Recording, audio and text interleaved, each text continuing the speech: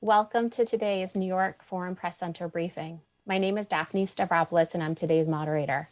I'm honored to introduce Jennifer Klein, the co-chair and executive director of the White House Gender Policy Council.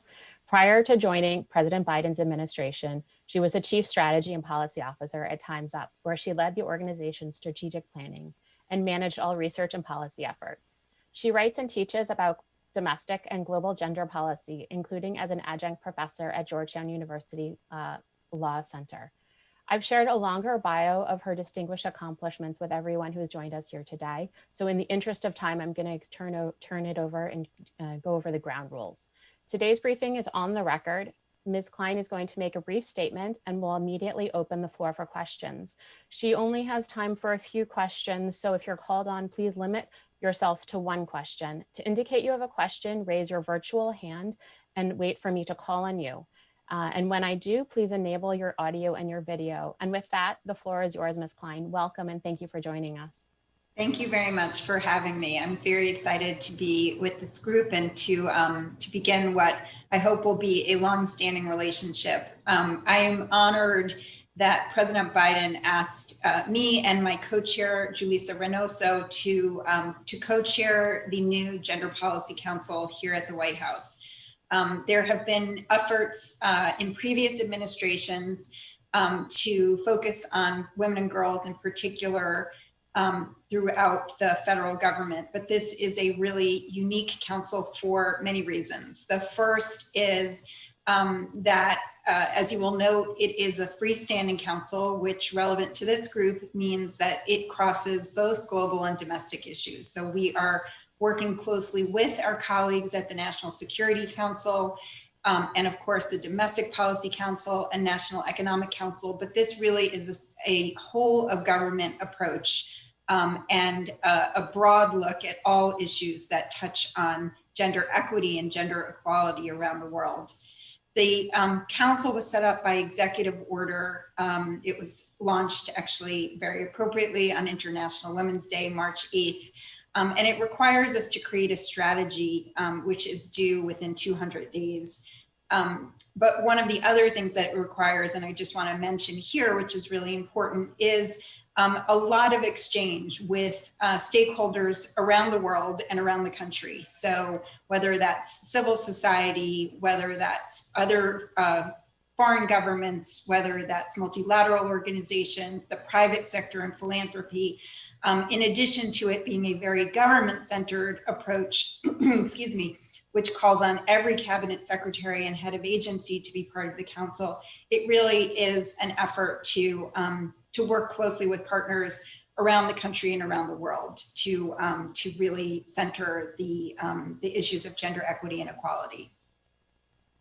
I will stop there because I know there were a lot of questions and I want to be sure that we get to them. I'll just add one more thing before we open it to questions, which is that, you know, as you all know, women are 50% of the population. Gender equity and gender equality are issues that cross borders and that affect all of us. So not only women, but people of all genders and men as well. And so, you know, there's obviously a huge number of priorities. I will say that, you know, we're very much focused on, I'd say, 3 buckets of issues because each of the issues that I'm about to name really encompass and are actually intersect with each other. But just sort of because of the time we're in, living still through the COVID-19 pandemic, I'll just tell you that what we are thinking about every day, all day, are these 3 things. Number 1 is women's economic security, because as we know, women have been so hard hit by this pandemic. Number 2, gender-based violence. Again, as we know, rates of gender-based violence have spiked during the pandemic. And number 3, women's health. And that includes reproductive rights, health and justice, and it also includes other health issues. So we can delve more deeply into any of those issues and anything else that's on your minds, obviously, but I just wanted to name the sort of, because of the moment we are living in and the priority of this administration to that set of issues, that's at least three of the things that I am working on daily. Thank you so much for those opening remarks and again for joining us today. Let's go to the questions. I see that Nikki has a question. Nikki Nataharajan from Indo-Asia News, please go ahead.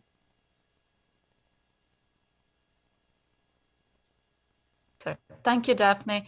Thank you, Ms. Klein, for doing this. You know, I just heard you out and a couple of questions, but mainly this, that like you said, so many women have been hard hit by the pandemic and during this time have lost jobs. And when they come back in whatever roles and when they're looking for work, trying to renegotiate, you know, what is your message to them? And the reason I'm asking you this is because you must be doing these listening sessions and getting so much of information in. So you know what are all those issues, the pain points on both sides. How should women come at this when they come back from breaks? Thank you, Nikki. Thanks. That's such a great question. And as you just pointed out, first of all, many of the issues have long existed, right? There have been, you know, issues of women's labor force participation and parity in the workforce and equity in the workforce. And by the way, safety in the workforce for generations. And if there is any moment that we are in, I was about to use the word opportunity and stopped myself because obviously this pandemic provides nothing resembling an opportunity, but it is a moment that has made these issues really visible, perhaps in a way that they haven't been before. And, you know, just in this country, 2 million fewer women are in the workforce now than they were a year ago in February. And that brings women's labor force participation to a 30-year low. We have taken 30 years back. So you are so right to ask the question, first of all, why are women leaving the labor force? And second of all, what to do as they think about coming back and have the opportunity to come back. And it is all of our responsibility, right? So what we've seen is a pandemic, a health crisis, and on top of that, an economic crisis, and on top of that, a caregiving crisis. And so, you know, there's no surprise that women are leaving the labor force in such record numbers, both in the United States, by the way, and around the world.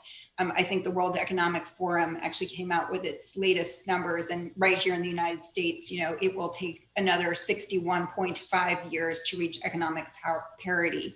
And again, those numbers are mirrored around the world. So, you know, I think there's a couple of things as women think about having the ability to come back into the labor force. You know, number one is that we need to meet caregiving needs. And this is a place where, for example, the United States is far behind many other countries, right? We need investments in childcare. We need paid family and medical leave because that we are almost unique in not offering that to our workers. People may have seen the president made a major announcement yesterday to think about infrastructure and job creation. And one of the areas that he focused on among, you know, the roads, the bridges, the physical infrastructure, the broadband, the things that we need to get economic recovery fully underway is caregiving and investing in those paid caregivers who really are the backbone of our economy. I mean, another thing we've seen in this pandemic is that workers who have, by the way, long been essential, have been recognized as essential, literally using that word to describe those caregivers, to describe childcare providers, healthcare providers, grocery workers, right? The people making, farm workers, people making and delivering our food. Anyway, all to say that all of those workers, often in this country, and again, this is mirrored so much around the world, often women of color and low paid workers need jobs with adequate pay and adequate dignity. Thank you so much. The next question goes to Ibsaham Azim from Al Arabiya News. Please go ahead. Thank you, Daphne. Thank you, Ms. Klein. My name is Ibtisam Azim from the daily Arabic newspaper Al Arabi Al Jadid. I first I have a follow-up on what your latest point, and I was wondering if you could also walk us through practical steps that that the Biden administration would take in order to tie gender, class, and race issues, and yeah, on the practical part, like if you could tell us more about what exactly you would do there. And my question is on relationships with foreign governments, whether through aid, but also regular relationship, to which extent you will tie also the gender equality issue to this relationship, to which extent you are going to check on, especially when it comes to aid, no matter which kind of aid, on these issues. Thank you very much. So starting with the question about the relationship between race and gender and ethnicity and income, that is very much built into our DNA. So, a couple of process points just to show you how that is being lived on a daily basis, not only at the White House, but really around the federal government. As I mentioned, an executive order created the Gender Policy Council. An executive order also created an initiative, pretty unprecedented initiative on race equity that actually predated the council. And the team of folks who are leading the race equity work and my team leading the gender equity work are literally joined. And we work together literally every day to ensure that the intersections between race and ethnicity and other forms of discrimination are being thought about together, and really, again, across the government. So we're working with every department with that lens in mind. And just to return to the example that we were just talking about, our work on COVID and the health response to COVID, where equity is deeply built into everything we are doing to try to actually deliver the services that people need to address the health issues, but also the economic issues. So, again, that is being done with a huge focus. I would really say an unprecedented focus on racial and gender equity together. Even, things that might sound nerdy, but really I think are deeply important, data collection, right? There is an equity related data working group that has been formed to look at the data we're collecting, because as we know, if you don't measure it, you don't do it. And if you don't measure it, you don't actually know what problem you have that needs to be addressed. So, it seems small, something that I've been deeply committed to for a long time, but it really forms the heart of any policy response. So those are just a few examples of how this is being lived on a daily basis. And to your second question, again, I think that, what you are seeing, again, to take an example from the last couple of weeks, really, I think might have even been this week, is, the State Department released the human rights reports, and Secretary Blinken's statement when they released those reports, I think says a great deal about, first of all, America's re-engagement in multilateral organizations and in the notion that human rights matter not only to people around the world, but to us as well. The human rights of others are important to the United States, and talked about the importance of human rights, talking about human rights very broadly as a whole set of issues, talking specifically about the relationship between gender equality and human rights. So again, I think what I hope have seen already, but will continue to see, is really a re-engagement by the United States in issues of equity, in issues of human rights, and also, by the way, in living those values very much in the policies that we put in place, and that extends beyond rights.